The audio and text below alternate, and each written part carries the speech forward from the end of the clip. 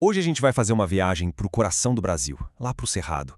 É lá que vive uma comunidade que guarda um conhecimento, nossa, um conhecimento ancestral sobre plantas medicinais. A gente vai descobrir quem são os raizeiros, o que eles sabem e, principalmente, por que essa sabedoria toda está em risco. E para a gente começar a entender a dimensão disso, vamos focar em um número só. Um número que, à primeira vista, pode até surpreender: 80%.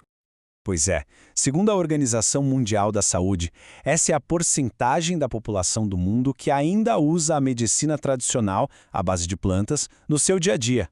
Para bilhões de pessoas, isso não é coisa do passado, não. É parte essencial da vida. E é justamente isso que nos leva para esse lugar tão especial. Então, saindo um pouco desse panorama global, vamos, digamos, aterrissar no Cerrado brasileiro. É hora de conhecer de perto os guardiões dessa sabedoria toda, os raizeiros. Mas afinal de contas, quem são os raizeiros? Bom, eles são curandeiros tradicionais, sim, mas o conhecimento deles vai muito, muito além de só uma lista de plantas, sabe? É uma visão de mundo inteira, que mistura o saber popular, a espiritualidade e um senso de comunidade que é muito profundo. Para a gente ter uma ideia da filosofia deles, não basta pensar em botânica. Essa frase do Seu Dedé, por exemplo, mostra a base de tudo, um respeito espiritual imenso. Para eles, a natureza é uma criação divina. Então, colher uma planta não é só pegar um recurso, é, na verdade, se comunicar com o sagrado. E essa espiritualidade vai ficando ainda mais profunda. A Dona Domingas, que além de raizeira é benzedeira, ela deixa claro que a fé é uma parte central, ativa mesmo, na cura. Não é só sobre a planta, entende? É sobre acreditar no poder da cura. E além da fé, tem mais um ingrediente que não pode faltar de jeito nenhum: a intenção. Nas palavras da Dona Abadia, o amor não é só um sentimento, ele é um ingrediente ativo do remédio.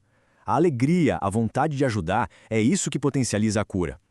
É uma visão de saúde, nossa, é completa, né? Só que essa tradição tão rica, tão profunda, essa biblioteca viva, literalmente, está sob ameaça. E não é uma ameaça pequena, não. Os riscos são bem sérios. E o problema é bem complexo, sabe? Não é uma coisa só. É uma cascata de desafios. Pensa bem, os mestres estão envelhecendo e o conhecimento corre o risco de ir com eles. A farmácia natural deles, o Cerrado, está sendo destruída. E ainda por cima eles enfrentam um preconceito. Para piorar, até as plantas que eles usam estão sumindo. Olha, esse relato da tia Remédio é de arrepiar, porque ele pega um conceito que parece abstrato, o desmatamento, e transforma numa consequência real, dolorosa, um rio que simplesmente seca. Fica claro como a perda do habitat afeta a vida, a sabedoria, tudo na comunidade. E somado a tudo isso, ainda tem as pressões políticas, como mostra a fala do líder indígena Getúlio Craó. O que ele expressa é um sentimento de resistência, de que as leis da natureza, do divino, estão acima de qualquer proibição dos homens.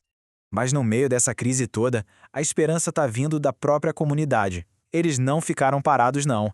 Pelo contrário, vamos ver agora como eles estão plantando as sementes da preservação para salvar toda essa herança. E a origem disso tudo é fascinante, de verdade.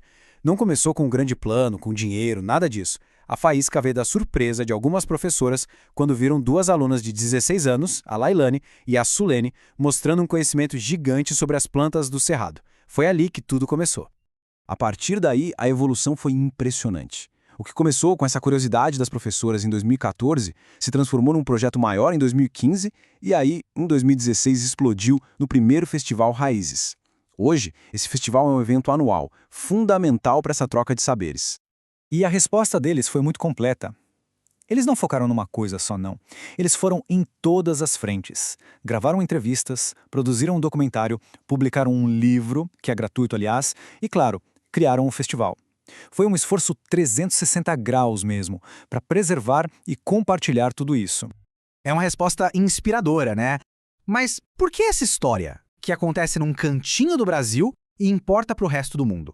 Bom, agora a gente vai ampliar o foco de novo para entender a mensagem global que existe por trás dessas raízes.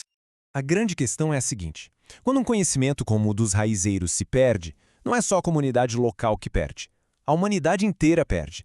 A gente perde uma biblioteca de soluções medicinais e, talvez o mais importante, a gente perde um exemplo vivo de como se pode viver em harmonia com a natureza. Mas olha, essa história não termina com um tom de perda, não. Pelo contrário, ela termina com um sinal de muita esperança, de renovação. E essa esperança toda pode ser resumida em um único número: mais de 3.000. É esse o número de aprendizes que foram ao último festival Raízes para aprender com 90 mestres. Imagina só, isso mostra um interesse renovado, muito poderoso. Uma nova geração que está disposta a carregar essa tocha. Ou seja, a sabedoria não está morrendo, ela está encontrando novos guardiões. E a gente termina com essa reflexão. A luta dos raizeiros lá no Cerrado, na verdade, é o retrato de uma luta global. É sobre a importância de valorizar e proteger esses saberes ancestrais antes que seja tarde demais.